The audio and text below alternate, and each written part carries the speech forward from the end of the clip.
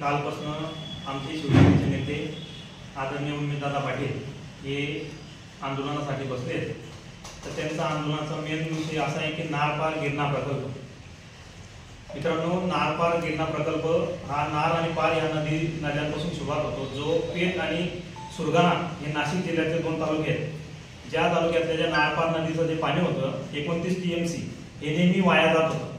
तर ते वाया न जाता नारपार नदीतून एक टेकडी, ज्याचं अंतर आहे 6 किलोमीटर, तिथं एक टनेल जर केलं तर ते पाणी गिरणा या डॅममध्ये येऊ शकतं आणि गिरणा डॅमच्या माध्यमातून नंतर पुढे धुळे जिल्हा असेल आणि त्याच्यानंतर पुढे नंदुरबार जिल्हा असेल। नंदुरबार जिल्ह्याचा सुद्धा काही भाग या योजनेच्या अंतर्गत येतो। तर यामध्ये टोटल 6 किलोमीटरचा एक टनेल जर झाली तर 100% हा सर्व जे पाणी टोटल 29 TMC त्यातलं 10 TMC जरी पाणी आपल्याला गिरणा डॅम मध्ये आलं तरी सुद्धा नाशिक जिल्ह्यातील कसमध्ये पट्टा आणि जळगाव जिल्ह्यातील जळगाव लोकसभेतील जे 40 गाव, बळगाव, पाचोरा, एरोंडोल, धरणगाव आणि जळगाव ग्रामीण असं सर्व तालुक्यांना हा टोटल 2,500 हेक्टर सिंचन हा ओलिताखाली येणार आहे। यासाठीचा हा महत्त्वाचा प्रोजेक्ट आहे आणि याच्यासाठी जर तुम्हाला ऐकून कदाचित आश्चर्य वाटेल की या सर्व प्रोजेक्टसाठी येणारा जो खर्च आहे हा फक्त आणि फक्त 7,500 कोटीचा आहे। म्हणजे 7,500 कोटी खर्च करून सुजलाम सुफलाम असा आपला हा खानदेश होणार आहे। परंतु या आतापर्यंतच्या झालेल्या पुढाऱ्यांनी आणि आपल्या खानदेशातील जे पुढारी झालेले आहेत यांनी या प्रोजेक्टकडे अक्षरशः दुर्लक्ष केलेले आहे। हा 1960 साली त्या टायमाचे जे पुढारी होते हिरे साहेब, त्यांनी असताना ते स्वतः असताना हा प्रोजेक्ट त्यांनी घेतला होता की, परंतु त्या 1960 पासून तर 2024 मध्ये आपण बसलेलो या कालावधीमध्ये या प्रोजेक्टकडे 1 रुपयाचं सुद्धा काहीही काम झाले नाही। फक्त आमचे उद्धव साहेब CM असताना, महाविकास आघाडीचं सरकार असताना हा जो प्रोजेक्ट होता हा केंद्राच्या ताब्यात होता। त्यांनी हा प्रोजेक्ट हा राज्य सरकारच्या अंडरमध्ये आणून या प्रोजेक्टची पुढील ही कारवाई चालू केली, पण त्यातच गद्दारी झाली, आमचं सरकार पडलं महाविकास आघाडीचं आणि त्यानंतर नुसत्या घोषणाबाजी चालू आहे। या प्रोजेक्टसाठी काही दिवसापूर्वी राज्यपालांनी काहीतरी केलं म्हणे असं आम्हाला माहिती भेटली। तर असा एकंदरीत हा प्रोजेक्ट आहे।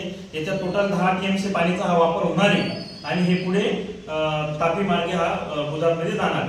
तर या निमित्ताने आमचे शिवसेनेचे नेते उमेददादा पाटील यांचं जे आंदोलन चालू आहे 40 गावामध्ये, ते पाण्यात 12 जिल्ह्यापासून पाण्यामध्ये बसून गिरणेच्या पात्रात बसून हे आंदोलन करणार आहे। तर मी आपल्या पत्रकार परिषदेच्या माध्यमातून मी सर्व प्रशासक, सर्व यंत्रणा, सर्व शेतकरी बांधव यांना सूचित करू इच्छितो की आमच्या नेत्यांचं उपोषण योग्य त्या मार्गाने, योग्य त्या दिशेने जर समजा नाही सुटलं तर आम्ही सुद्धा 2 दिवस उद्या किंवा परवा आम्ही सुद्धा त्याच धर्तीवर, त्याच माध्यमातून आम्ही सुद्धा नदी पात्रात अर्धनग्न आंदोलन हे करणार आहोत। तुमच्या अपेक्षित मागण्या काय? आमच्या अपेक्षित मागण्या अशा आहेत की जे आमचे नेते उमेददादा पाटील हे ज्या प्रश्नासाठी बसलेले आहेत ते म्हणजे नारपारचा हा प्रोजेक्ट, याच्यावर काही ना काहीतरी काम हो, टप्प्याटप्प्याने का होईना परंतु हे काम झालं पाहिजे, ही आमची प्रमुख मागणी। मागच्या 10 वर्षापासून तुमचे जे उमेददादा पाटील हे भाजपमध्ये सत्तेमध्ये होते तेव्हा त्यांनी काही खर्च केले नाही? 100% केले। आपण जर मागील लोकसभेचं त्यांचं कार्यकाल बघितला असेल तर त्यांनी लोकसभेमध्ये सुद्धा हा मुद्दा मांडला होता। आम्ही तर याच्या पुढे जाऊन नाही सांगतो, कदाचित हा मुद्दा उचलल्यामुळे त्यांचं तिकीट कापलं का हा आमचा त्यांना सवाल आहे बीजेपीला। बाळासाहेब ठाकरे शिवसेना पक्षातर्फे माननीय खासदार उमेददादा पाटील यांचे कालपासून 40 गाव गिरणा नदी पात्रात अर्धनग्न उपोषण आंदोलन सुरू आहे। या आंदोलनाची दखल कुठल्याही राज्य शासनाच्या शासकीय अधिकाऱ्याने या पदाधिकाऱ्याने घेतलेली नाही। त्यांचं आंदोलन कमीत कमी 12 ते 15 तास सुरू आहे।